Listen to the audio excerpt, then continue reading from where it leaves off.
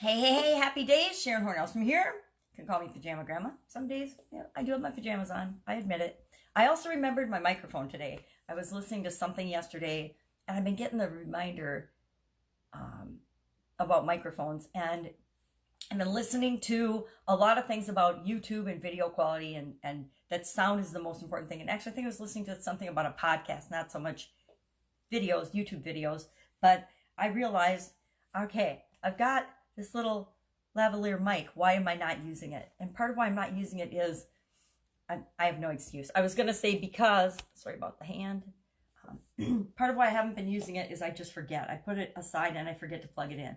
I've got a new ring light, which is interesting. I can see it in my alien eyes, right? Excuse me. Just kind of off today. I was using the expression, the idiom in a nutshell, and I'm like going, blah, blah, blah, blah, blah, not really talking, coughing today. Some days are just rough for video.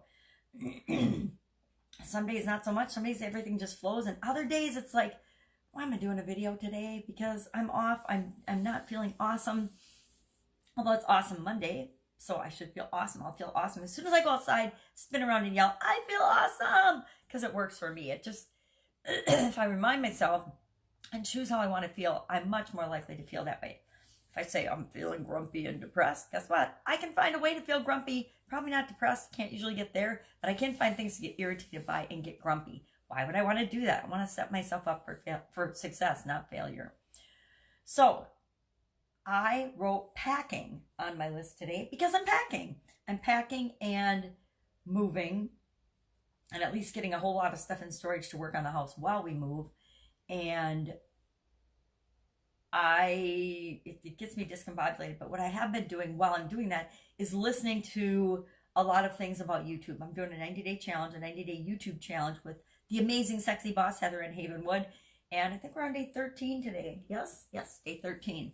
So as I'm doing that, I want to make sure I am tapping into the greatest minds in YouTube video, because I'm definitely not it, and learn from what they've done, what they've been doing. So I tapped into Sunny Letterducci yesterday, and I listened to a lot of Sean Kennel too, and found out that they actually kind of started out at the same time and were peers and helped each other out with different things, and the importance of collaborating with other people. I learned a lot yesterday just listening while I was packing up my son's room and doing stuff.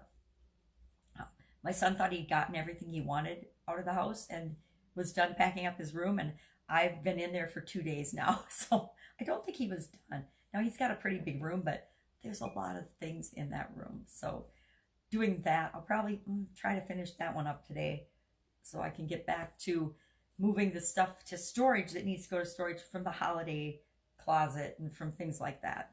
So nobody cares about that. No one cares about my packing. And, you know, it's kind of like any other big project, though. You have these big plans that you're going to pack, and you're going to do these things in an organized way, and you're going to make sure everything gets labeled, and like things get put in certain boxes in certain places. And when it really comes down to the wire and implementing the plan, everything gets thrown up in the air. My packing is no exception. Then my challenges are no exception. I map out a strategy and just an outline of what I want to do when I'm doing a challenge, and it inevitably changes. I'm trying to think if I've ever done a challenge where I mapped out like a 30-day challenge. And I mean, I guess 5-day challenges, I'll do the 5 days, the things I've planned out, because they're so short that you have to really, excuse me, you have to really consider what you're going to do in that short period of time. And once you map that out, you're not really going to change that. Maybe on the next time you do something like that, you will. But during that 5 days, it's pretty hard to course correct in a 5-day period. There's key things you want to do to get the result and help people get the result. So you're not going to change it in a 5-day period. But in a 30-day period, there's a lot of wiggle room to change around your things and do different days.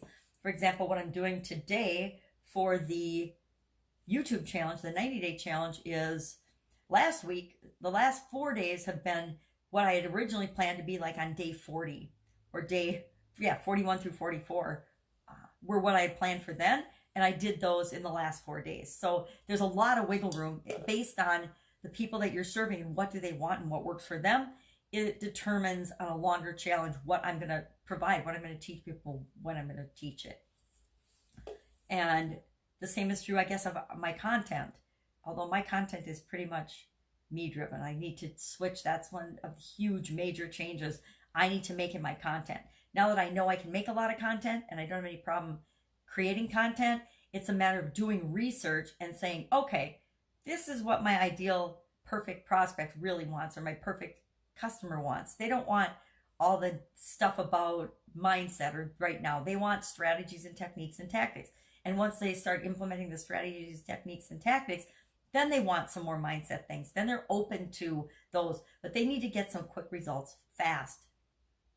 That was a little redundant. They need to get some, positive wins in the beginning in order to continue working toward what it is that they want. Just like when we start our businesses, I like to think of it as me golfing. I'm a terrible golfer. I can't see. I have no eyes. And so I would hit the ball and I'd always have to have somebody tell me where the ball went and go kind of basically lead me to where my ball was, because I never knew where it was. And then point me in the direction of where I'm supposed to hit the ball to get to the hole. So golfing for me was, it was fun to be outdoors. It was fun to be with people, but it wasn't really very fun because of my visual challenges. But I would go along and I would do it every once in a while.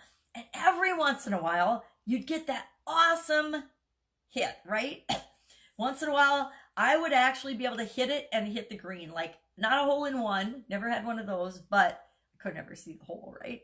But I would get on the green and I'd be so ecstatic. So I would golf and I would go back again because I got that one little win.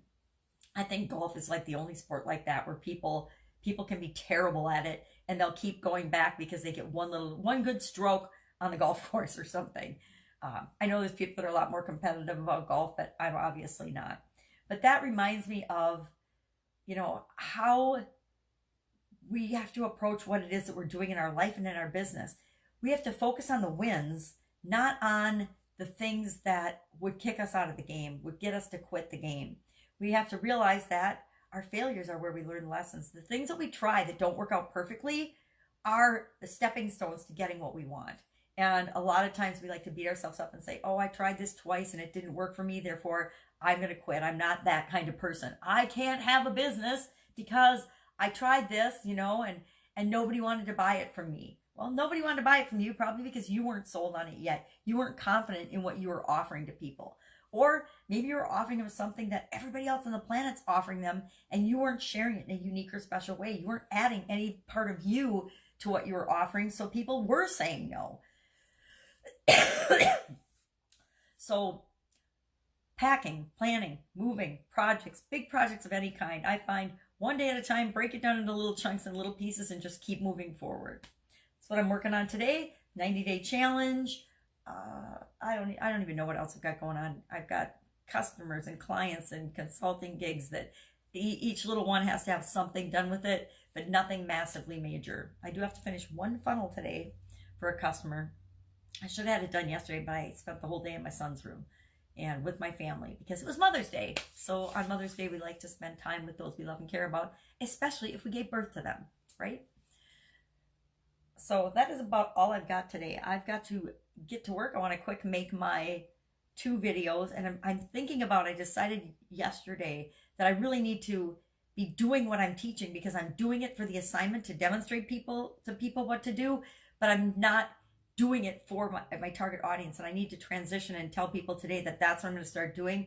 So instead of the keywords and the titles and the things being written for the challenge, or I have to do a whole separate video. And maybe that's what I'll do, is I'll do the instructions for the challenge, my demonstration of doing the challenge, and then I'll also just quickly reshoot the video for my target audience. Because if I want to get results, I have to stop sharing it in the 90-day challenge, and I have to share it with my target audience, right? I have to demonstrate what I'm doing actually on my target audience so I can show the results of what I'm getting. And some stuff's going to work for me, just like it will for them. Some stuff's not going to work for me, just like it will for them. And I want to demonstrate that, not just demonstrate the skill or the technique or the subject for today, but demonstrate the results that it will or will not get you or may not get you as you're implementing the steps every day over the 90-day challenge. So I did decide I need to do that challenge today. So I'm either going to make 2 or 3 videos today, probably just 2 today because it's more of an instructional thing, but I might go back and put thumbnails on and tweak